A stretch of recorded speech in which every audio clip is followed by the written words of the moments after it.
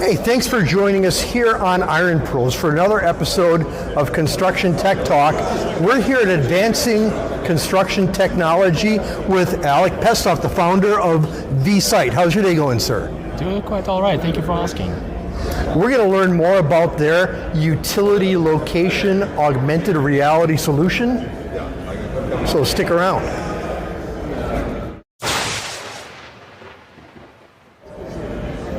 So Alec, I was wearing this thing earlier. It was pretty cool. You know, you and I have discussed a little bit what you got going on, but one for you, for the great unwashed out there, give us the quick elevator speech on V-Site. So V-Site redefines job visibility on the construction site. So we have a digital twin combined with augmented reality. It enables you to assign tasks, track work progress, see your site in real time, so that you don't have to do as many site visits. Yeah. So, you know, what type of use case, what kind of problem are people solving with this? We're targeting 7 main use cases. One, having common data environment that puts everything you have for the construction site in its geographic context. So the model is not living in isolation, but instead it's mapped to the map, it's mapped to everything around itself so that you can see where this manhole goes in the physical world. Yeah. So common data environment is one. Second, reduction of site visits. We enable you to bring data from the site, crowdsource data from the site through issue reporting, through scanning, so that the person who needs that data doesn't physically need to go and see it themselves. Yeah. So with you know, when I was looking through, you know, these cool glasses here, I was seeing like a lot of things that were like underground utilities. You know, is that like one of the main challenges that folks are using this for, to be able to see what is obscured from vision as they're in the course of the work in progress phase of a project, or where does this kind of fit into the into that project life cycle? That's the most common use case, as anything outdoors involves a lot of utilities. So you have vast utility networks, manholes, pipes, conduits, everything connected together. Yeah. However, the technology is not limited to that, and you can visualize above ground structures. Mm-hmm. We can visualize MEP inside buildings. Yeah. We can visualize complete bridges, overpasses, and so forth. So the system mainly used for utilities, but it can be used for a variety of different object and asset types. Yeah, so in order to understand what is either in place under the ground, things like mechanicals inside of a building, that data is provided by the project owner or the contractor or whoever your customer is. What types of data formats or sources are you able to work with? We work with a wide variety of sources. We can accept GIS sources, hence our original name VGIS, so we can connect directly to your Esri GIS I wouldn't have figured that out, but so thanks for that. So GIS we can read dynamically, and we will convert linear data, vector data, into 3-dimensional models procedurally without manual involvement from the person. We can take BIM models directly from Navisworks, Revit, Civil 3D, or we can connect to BIM 360, pull the data automatically, or Bentley ProjectWise, pull the data automatically. On top of that, we support Pix4D and a variety of other sources for point clouds, for reality meshes, for GIS and BIM data.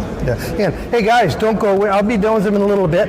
I don't want to get in the way of selling for them, okay? We'll come back around. Okay.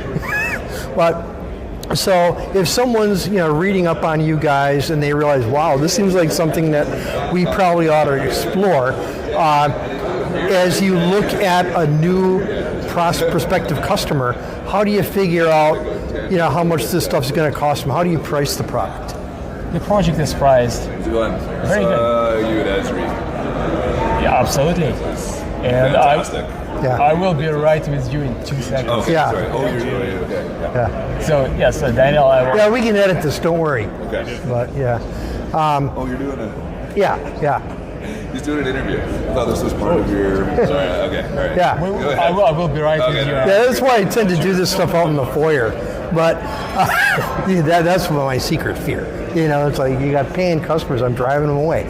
But so if someone is really interested in getting some of this involved in your business, how do you figure out what you're going to charge them for it? So there are two basic licensing models. One is per user, So if you're a smaller engineering company and you have multiple projects, it makes sense for you to have individual user accounts and many projects.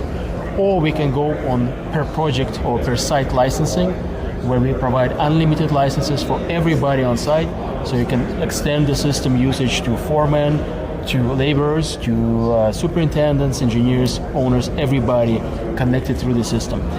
For per user licensing, it will be approximately $12.50 a year per license, or per single user.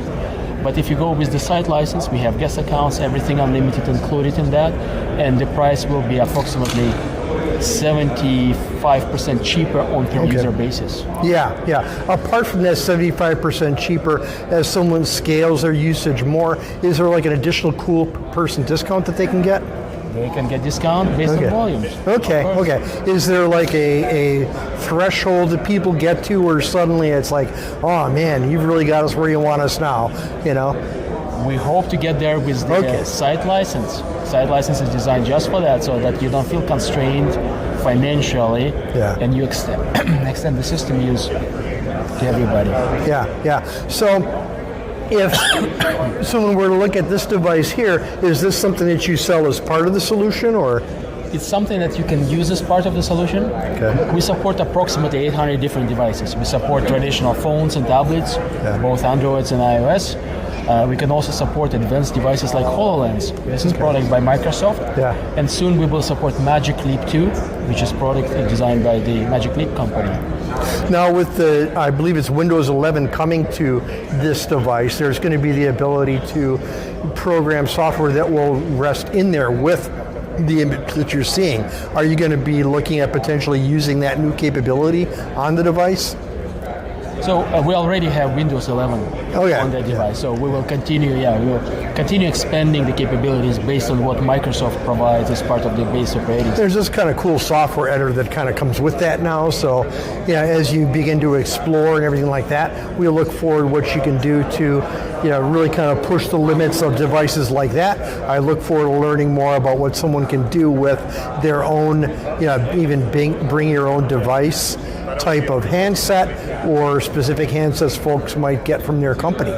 If you like hearing about technologies like this, if you like hearing from folks like Alec, who knows a little bit about this stuff because he's like the founder of the company, keep on coming back here to Iron Pros because we do this all the time. We'll talk soon, sir. Thank you very much.